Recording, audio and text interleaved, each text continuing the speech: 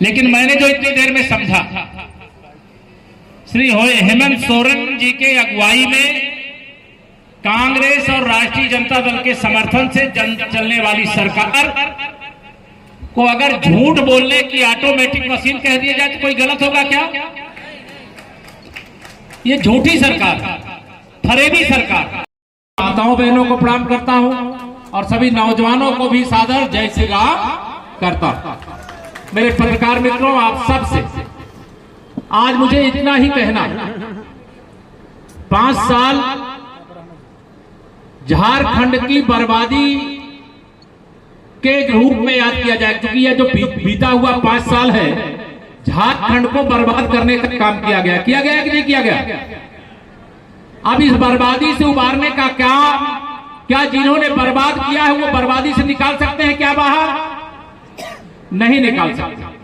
Bharatiya Janata party का मतलब है सुशासन, भारतीय जनता पार्टी का मतलब है विकास, भारतीय जनता पार्टी का मतलब है गरीबों का कल्याण, भारतीय जनता पार्टी का मतलब है महिलाओं का सशक्तिकरण, लखपति दीदी बनाना, भारतीय जनता पार्टी का मतलब नौजवानों के लिए रोजगार के बेतहाशा अवसर पैदा करना और भर्तियों में कोई गड़बड़ी ना हो इसको रोकना। यह भारतीय जनता पार्टी की सरकार जब यहां पर थी आपने देखा तब यहां पर कैसा सुशासन था, कैसा विकास था। आज आप सबको मैं आह्वान करने आया हूं, निवेदन करने आया हूं, क्योंकि हम सब सीमा वाले हैं। मुझे आप यहां पर एक बार मैं और आया था, लेकिन आज मैं आया हूं तो आप सबसे कहना चाहता हूं, परिवर्तन यात्रा उत्तर प्रदेश में हम लोग 2017 में जब चुनाव हुए थे विधानसभा के, हम लोग करीब 14 साल सरकार से बाहर थे उससे, लेकिन हमारे यहां परिवर्तन यात्रा निकली। 40 विधायक से 403 विधानसभा सीटों वाली विधानसभा में हमारे 325 विधायक जीते थे, 325। और मुझे पूरा विश्वास है आदरणीय बाबूलाल जी की अगुवाई में, आप सबके आशीर्वाद से, कार्यकर्ताओं के परिश्रम से झारखंड के इतिहास में सबसे बड़े बहुमत वाली सरकार आप बनाने का काम करोगे। दोनों हाथ उठा के बताओ, करोगे? मुझे पूरा विश्वास है। लेकिन आप सबको निवेदन है, जब गुंडागर्दी चरम सीमा पर बढ़ जाए, माफियाओं का प्रभुत्व कायम हो जाए, जमीनों पर कब्जा करने वालों के खिलाफ शिकायत करो तो शिकायत जिसके खिलाफ किया जाए उनके खिलाफ कार्रवाई करने की जगह शिकायत करने वालों के खिलाफ कार्रवाई की जाए। भ्रष्टाचार जब सारी सीमाओं को लांघ जाए तब जिसको कहते हैं पानी सर पर चला गया, बर्दाश्त के सब कुछ बाहर हो गया। अब चुनाव का समय आ गया। मंच पर जो बैठे हैं वह भी और मंच के सामने जो बैठे वह भी, आप विश्वास रखना, आदरणीय बाबूलाल जी की अगुवाई में भारतीय जनता पार्टी की सरकार बनने के बाद 5 साल में झारखंड 50 साल आगे बढ़ेगा। कितना? 50 साल आगे बढ़ेगा।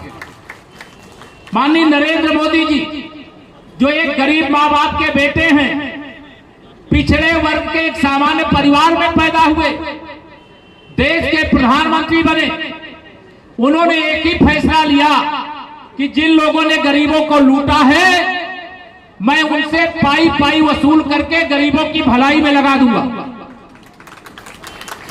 अब जब ये लुटेरों से जांच करके लूटा गया पैसा, गरीबों का लूटा गया भविष्य बरामद किया जाता है तो ये सारे बेईमान इकट्ठा हो जाते हैं। इन लोगों ने तो पूरा प्लान किया था कि 2024 में तीसरी बार मोदी सरकार न बनने दिया जाए, लेकिन मैं आपको प्रणाम करता हूं, धन्यवाद करता हूं। झारखंड सहित देश की जनता ने तीसरी बार माननीय नरेंद्र मोदी जी को भारत का प्रधानमंत्री बनाने का काम किया है। आपका अभिनंदन है, आपको वंदन। उनके पास कोई मुद्दा नहीं है, मुद्दा विहीन है। वो देश विरोधी शक्तियों से भी हाथ मिला लेते हैं। अभी जम्मू कश्मीर से 370 जैसा अनुच्छेद आजादी के बाद जो देश में आतंकवाद का कारण बना, उसे हटाने का काम प्रधानमंत्री मोदी जी के नेतृत्व में संपन्न हो गया।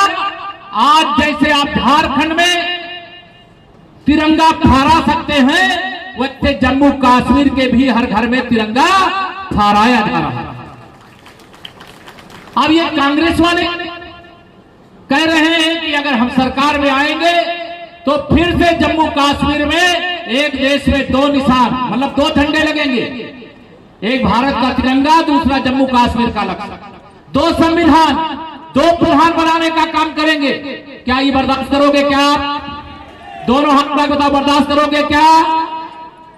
इन लोगों के मंसूब ये हैं कि माननीय नरेंद्र मोदी जी को कमजोर किया जाए, लेकिन उनको मालूम नहीं है देश का गरीब हो, किसान हो, नौजवान हो, और विशेष तौर से मेरी माताओं बहनों ने फैसला किया है कि हम मोदी जी को कमजोर नहीं होने देंगे। बताओ सही है कि नहीं सही है? कोई कमजोर होने देगा क्या? अगर झारखंड में भारतीय जनता पार्टी की सरकार बनेगी तो मोदी जी और मजबूत होंगे।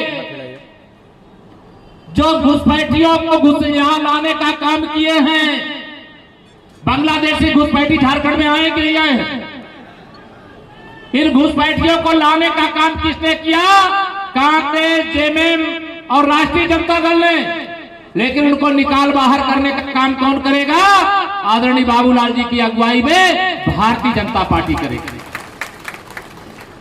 भ्रष्टाचार मुक्त झारखंड कौन बनाएगा? क्या हेमंत सोरेन जी बना सकते हैं क्या, जो भ्रष्टाचार के मामले में जमानत पर हैं?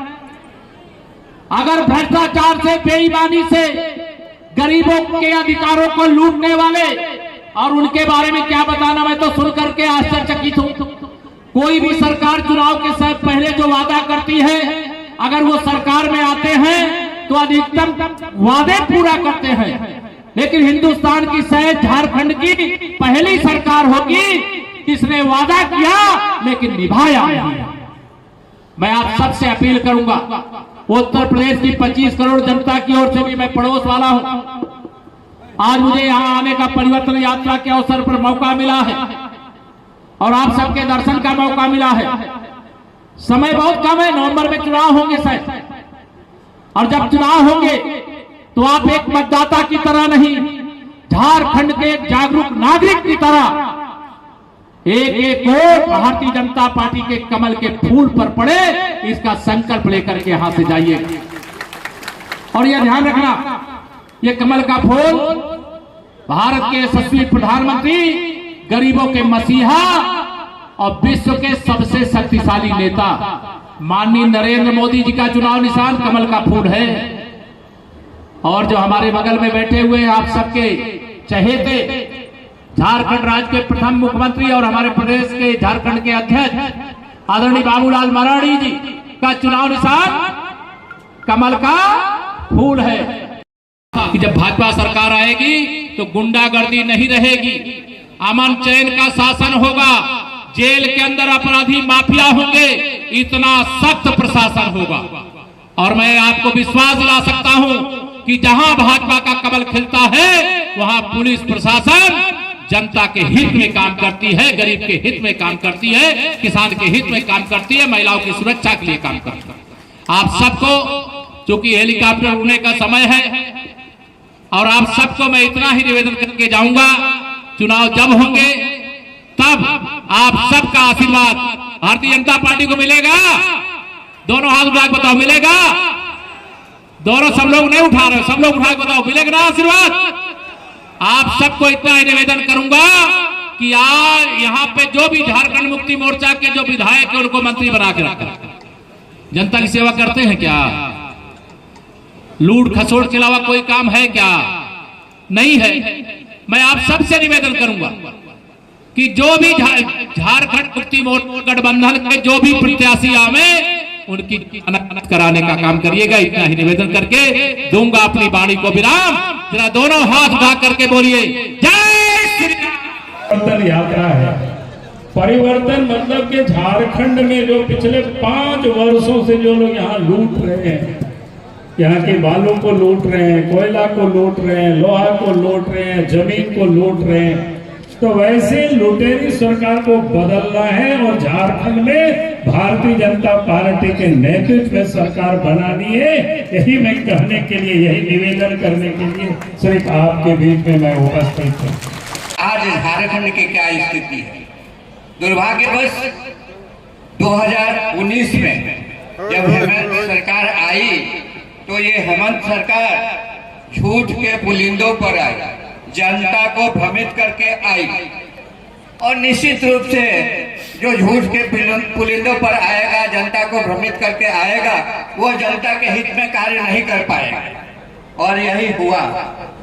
आज जब 5 वर्ष पूरे होने को हैं तो चुनाव के दौरान किए गए वायदे हेमंत जी को याद आ रहे हैं, और इतने कम समय में 1-2 महीना में तो केवल वायदे ही किए जा सकते हैं, उनको पूरा नहीं किया जा सकता।